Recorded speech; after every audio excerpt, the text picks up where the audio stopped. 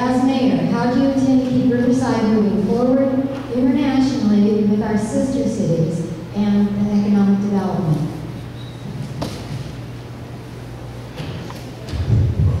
My turn first.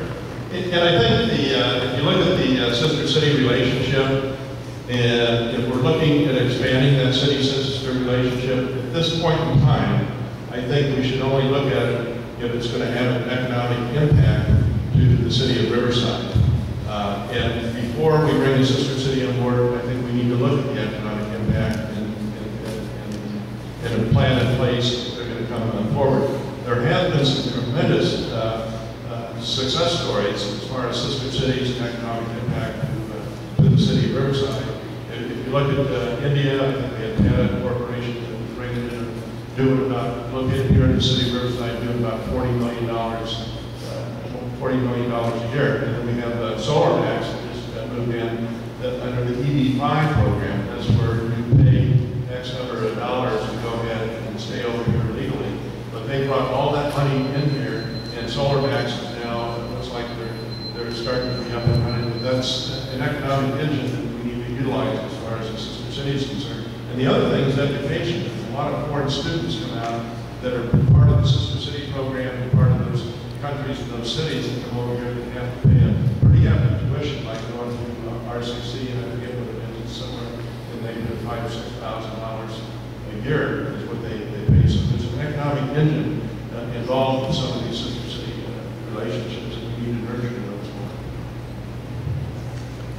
Well, we agree a lot there, and thanks for bringing those examples up, Ed. The most recent one being a sister city relationship, our 8th sister city with Erlangen in Germany. An idea we received from them was called the Long Night of Arts and Innovation that's going on tonight in downtown Riverside. So after tonight, I expect you to all go down to downtown to see our best and brightest from La Sierra, Cal Baptist, UCR, RCC, and the school districts presenting the demonstrations. And it's really an open house for arts and innovation in downtown Riverside. We're expecting 6,000 people in and around Fox Theater, City Hall, the Culver Center for the Arts, and on Main Street. So I'd encourage you to head downtown 6 to midnight. And it's just that. It's to encourage the younger generations to be thinking about science, technology, engineering, and math. And what that means for the future of our country is that we have a higher workforce, a higher educated workforce that is going to transform this country. And that's what we need. So last time, a year ago, when we went to Erlangen, Germany, we did connect with businesses there. 40 of them in a business incubator that didn't want to leave that business incubator, weren't pushed out, weren't encouraged to go and create their own business anywhere else. And so we've been mining those relationships. As Ed mentioned and admits, business is about relationships. So we need to continue to mine those relationships, continue to connect with those sister cities, because we are they're paying dividends. We're going to have returns on the investment, whether it's from China, the EB5 program, they put $15 million in the FMC building. They know where the FMC Sawtooth building is downtown, and they're going to create hopefully 100 jobs there.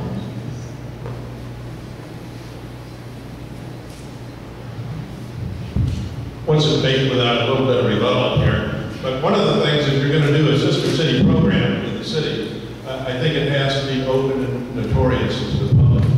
And what's happened in the last one is there was an invitation where they went over to Vietnam with the entourage to invite them to be a sister city, and it wasn't vetted with the public at that time.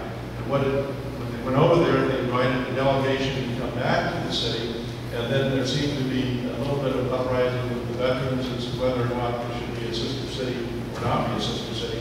And I think those things should be vetted before you start the process. In other words, I think it got a little ahead of itself. The public should have been informed what was going on, and they could have had some input into whether or not they wanted to invite another sister city in at that time or not. I see the stop sign. Well, there is a process for that. It's the International Relations Council, and there are individuals that are on that, and I would encourage you all, if you would like to be a part of that, you should be. And there are veterans that sit on that International Relations Council, and ultimately, yeah, it's not going to please everybody.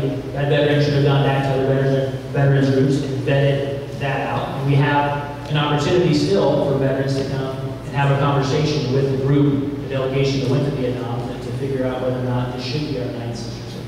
So we will have that conversation. The International Relations Council exists. There are veterans on that council, and I would encourage you to be a part of that.